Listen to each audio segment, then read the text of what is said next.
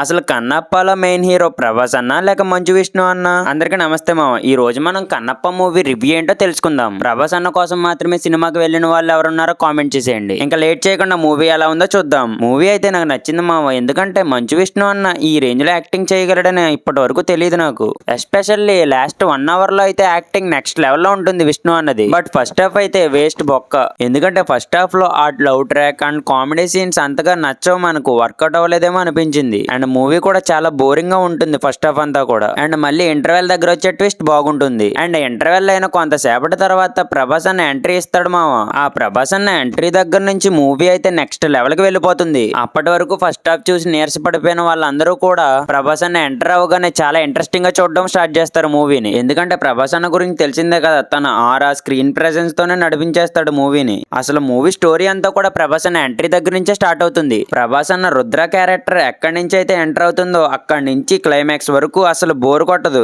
అసలు ఈ second half movie మొత్తాన్ని కూడా బతికించింది. అండ్ లాస్ట్ 1 అవర్ అయితే ఈ మూవీకి చాలా ప్లస్ పాయింట్ అయింది. లాస్ట్ 1 అవర్ లో ఆ భక్తి ఎమోషనల్ సీన్స్ చాలా బాగా కనెక్ట్ అవుతాయి. అండ్ ఇంకా పర్ఫార్మెన్సెస్ విషయానికి వస్తే మంచు విష్ణు అన్న యాక్టింగ్ లాస్ట్ 1 అవర్ లో చాలా బాగుంటుంది. అండ్ మోహన్ బాబు గారు కూడా చాలా బాగా యాక్ట్ చేశారు. ఇటువంటి రోల్స్ లో అతను చాలా బాగా సెట్ అవుతారు. అండ్ ప్రభాస్ అన్న పర్ఫార్మెన్స్ అయితే నెక్స్ట్ లెవెల్. అన్న ఎంట్రీ దగ్గర నుంచే మూవీ పై ఇంట్రెస్ట్ స్టార్ట్ అవుతుంది మనకు. అండ్ మోహన్ లాల్, అక్షయ్ కుమార్ గారు పర్వాలేదు, బాగా చేశారు. అండ్ మిగిలిన వాళ్ళకి ఇచ్చిన రోల్స్ లో వాళ్ళు బాగానే చేశారు.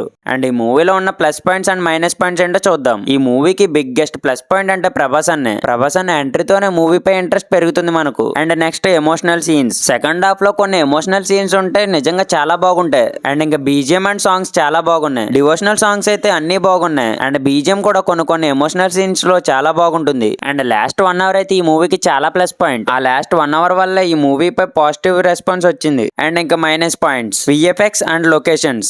కొన్ని సీన్స్ లో అయితే గ్రీన్ స్క్రీన్ అని ఈజీగా కనిపెట్టేయచ్చు మనం, అంత వరస్ట్ గా ఉంది విఎఫ్ఎక్స్. అండ్ లొకేషన్స్ కూడా ఎక్కువ ఉండవు. ట్రైలర్ లో ఎంత అయితే చూపెట్టారో అవి మాత్రం ఉంటాయి. అండ్ ఆ గెటప్స్ కూడా సరిగ్గా సెట్ అవ్వలేదో లేక సెట్ చేయలేదో అర్థం కాదు. బట్ చూస్తున్నప్పుడు అయితే మనకి కొంచెం చిరాకుగా అనిపిస్తుంది. ఫైనల్ గా మూవీ అయితే చూడవచ్చా లేదా అనేది చెప్పాలంటే ఈజీగా చూసేయచ్చు మామ. ఎందుకంటే ఇప్పుడు వస్తున్న చెత్త సినిమాల కంటే ఈ సినిమా చాలా బెస్ట్. ఫస్ట్ హాఫ్ కొంచెం ల్యాగ్ బోరింగ్ గా అనిపించినా సరే సెకండ్ హాఫ్ నుంచి మూవీ చాలా బాగుంటుంది. అండ్ మూవీలో ఎక్కువగా డివోషనల్ కంటెంట్ ఉంది కాబట్టి చూడవచ్చు. And that's the video. ఈ కన్నప్ప మూవీ మీరు చూసుంటే మీకు ఎలా అనిపించిందో కామెంట్ చేయడం మాత్రం మర్చిపోకండి మామ. ఈ ఇంట్రెస్టింగ్ వీడియో మీకు నచ్చినట్లయితే లైక్ అండ్ కామెంట్ చేసి don't forget to subscribe. Thank you.